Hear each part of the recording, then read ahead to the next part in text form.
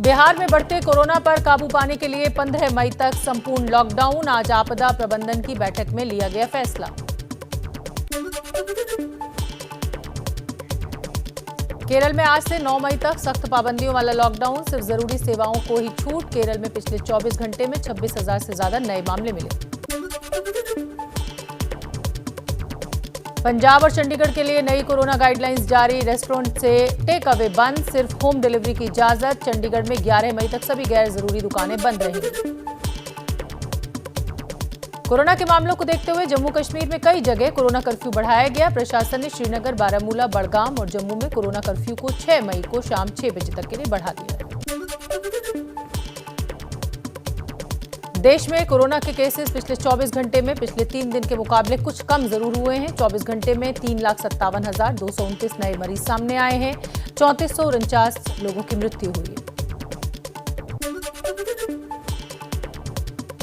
देश में कोरोना संक्रमित लोगों की संख्या आज 2 करोड़ के पार पहुंची। कोरोना से मौत के मामले में मैक्सिको को कल ही पीछे छोड़कर दूसरे नंबर पर पहुंचा भारत।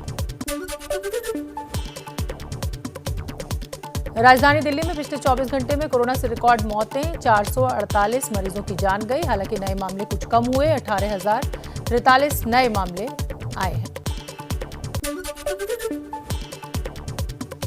यूपी में बढ़ती कोरोना की रफ्तार, एक दिन में 29,192 नए केसेस आए, 288 की मौत हुई। लखनऊ, नोएडा, गाजियाबाद में संक्रमण तेज।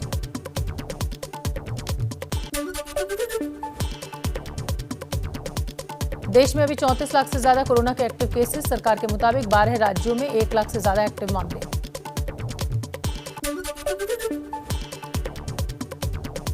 कोरोना संकट के बीच राहुल गांधी बोले, केंद्र सरकार की नाकामी से जा रही है लोगों की जान। संपूर्ण लॉकडाउन से ही संक्रमण रुकेगा।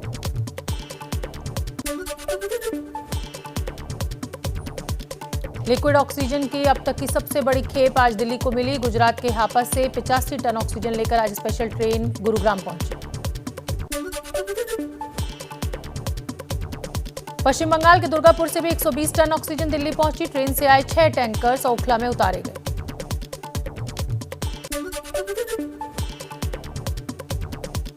ब्रिटिश ऑक्सीजन कंपनी ने ऑक्सीजन सिलेंडर्स से भारत की मदद की है। भेजे हैं ऑक्सीजन सिलेंडर्स। आज सुबह 450 ऑक्सीजन सिलेंडर्स चेन्नई पहुंचे। उत्तर प्रदेश के मुख्यमंत्री योगी आदित्यनाथ ने मीडिया कर्मियों के लिए लिया बड़ा फैसला। मीडिया कर्मियों को वैक्सीनेशन में प्राथमिकता देने के दिए गए निर्देश।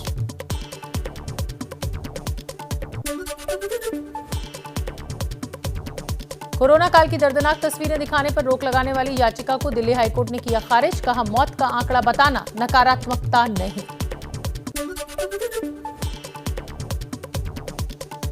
केंद्रीय स्वास्थ्य मंत्रालय का दावा, दिल्ली, महाराष्ट्र, मध्य प्रदेश, छत्तीसगढ़ में अब पहले से कम कोरोना केसेस मिल रहे हैं। रिकवरी रेट भी बढ़ रहा है, लेकिन हरियाणा, बिहार, चंडीगढ़, बंगाल, आंध्र प्रदेश, केरल, तमिलनाडु और ओडिशा में मामलों में हो रही है बढ़ोतरी।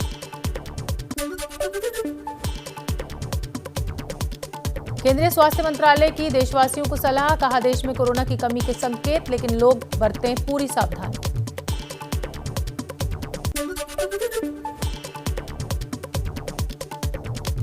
एम्स के डायरेक्टर डॉक्टर रणदीप गुलेरिया ने बिना डॉक्टर की सलाह के सीटी स्कैन से बचने की दी सलाह। कहा, बार बार सीटी स्कैन से कैंसर का खतरा। एक सीटी स्कैन 300 से 400 एक्सरेज के बराबर।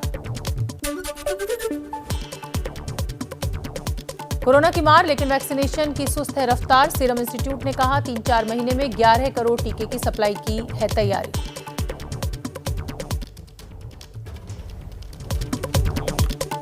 मध्य प्रदेश में कल से 18+ के लोगों का टीकाकरण शुरू होगा। स्वास्थ्य मंत्री प्रभुराम चौधरी ने कहा, रिजर्व में रखे गए 1.5 लाख वैक्सीन का उपयोग करेंगे। दिल्ली में पहले दिन 18+ के 37,000 से ज्यादा लोगों ने लगवाया कोरोना का टीका। आज भी राजधानी में टीकाकरण जारी है।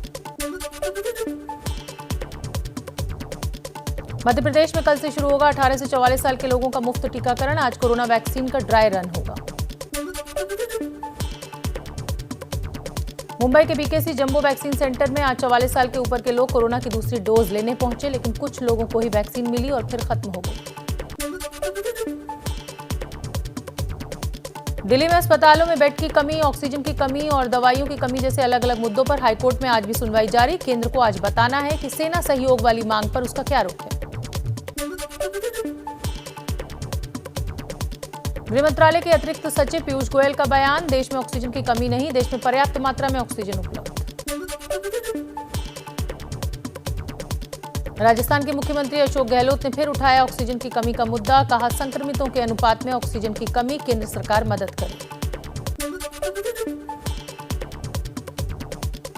जम्मू कश्मीर के सभी जिला अस्पतालों में ओपीडी सेवा अगले आदेश तक बंद, कोरोना के बढ़ते मामलों को देखते हुए फैसला लिया।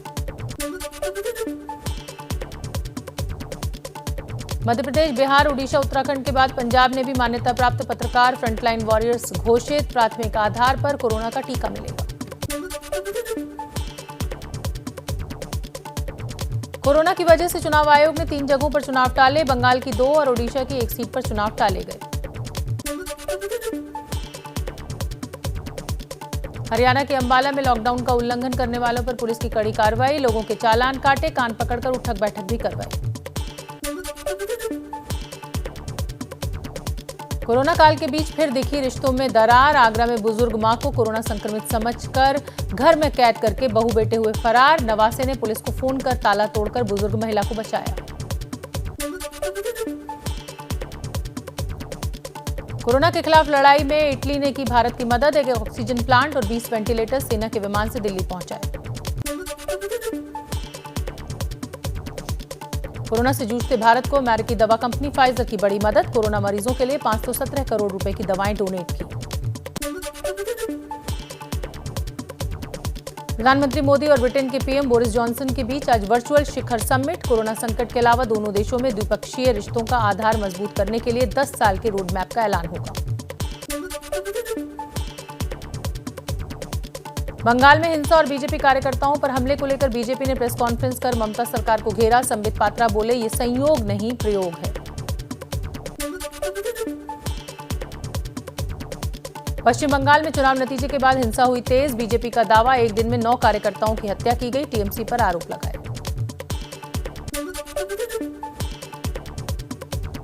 बीजेपी के अध्यक्ष जेपी नड्डा पश्चिम बंगाल रवाना हुए, पीड़ित परिवारों से मिलेंगे नड्डा। नंदीग्राम से ममता को हराने वाले बीजेपी के शुभेंदु अधिकारी ने वीडियो ट्वीट कर टीएमसी पर बड़ा आरोप लगाया। शुभेंदु का दावा, नंदीग्राम के केंदामारी गांव में बीजेपी की महिला समर्थकों पर जानलेवा हमला किया गया। नंदीग्राम में महिलाओं की पिटाई मामले पर केंद्रीय महिला आयोग ने स्वतः संज्ञान लिया, बंगाल सरकार को नोटिस भेजा, कहा यह बेहद डराने वाली घटना।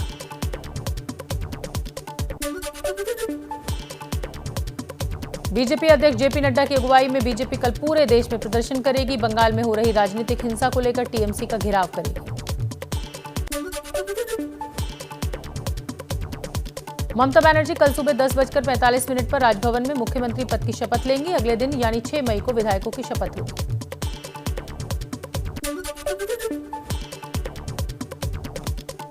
ममता नंदीग्राम सीट पर दोबारा मतगणना के लिए कोर्ट में अपील करेंगी, बीजेपी के शुभेंदु अधिकारी से 1956 वोटों से हारी हैं। नतीजों पर ममता बोली, चुनाव में हार जीत होती रहती है, शांति बनाए रखें।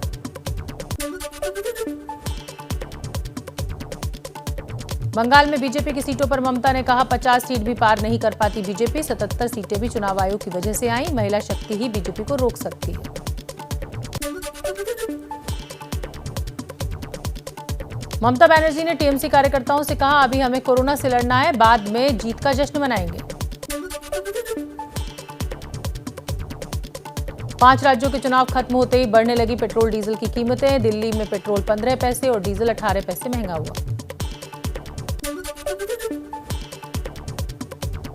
तमिलनाडु में नई सरकार के गठन की तैयारी शुरू, आज शाम 6 बजे डीएमके विधायक दल की बैठक, जिसमें सीएम के लिए नेता का चुनाव होगा। 10 साल बाद सत्ता में वापसी कर रही है डीएमके।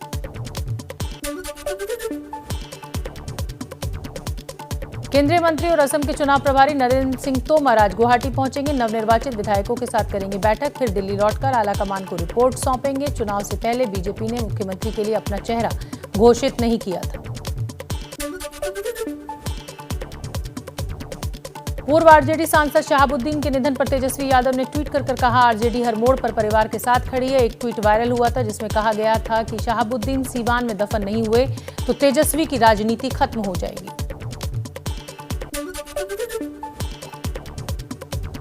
अपने खिलाफ दर्ज सीबीआई के एफआईआर रद्द कराने बॉम्बे हाईकोर्ट पहुंचे महाराष्ट्र के पूर्व गृह मंत्री अनिल देशमुख। 100 करोड़ की वसूली कांड में आरोपी हैं देशमुख।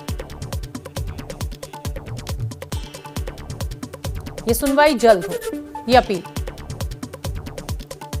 मुंबई में शिफ्ट हो सकता है पूरा आईपीएल। बीसीसीआई वानखेड़े और बाबोन स्टेडियम में मैच कराने का प्लान बना रहा है। अभी 6 शहरों में हो रहे हैं मैच।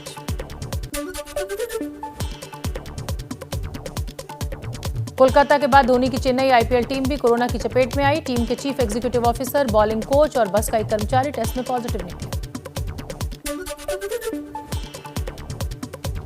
दिल्ली और जिला क्रिकेट एसोसिएशन यानी डीडीसीए के 3 ग्राउंड कर्मचारी भी कोरोना पॉजिटिव। तीनों आइसोलेशन में गए। बाकी सदस्यों का भी कोरोना टेस्ट होगा। आईपीएल में आज मुंबई और हैदराबाद की टक्कर। शाम 7:30 बजे से दिल्ली में मुकाबला होगा। कल केकेआर टीम के 2 खिलाड़ी संक्रमित होने की वजह से मैच टाल दिया गया था।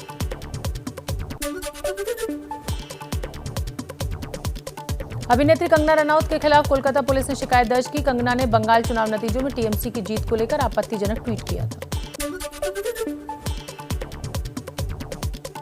ओटीटी प्लेटफॉर्म्स पर 21 मई को रिलीज नहीं होगी फरहान अख्तर की फिल्म तूफान। कोरोना की वजह से रिलीज डेट टालने का लिया गया फैसला।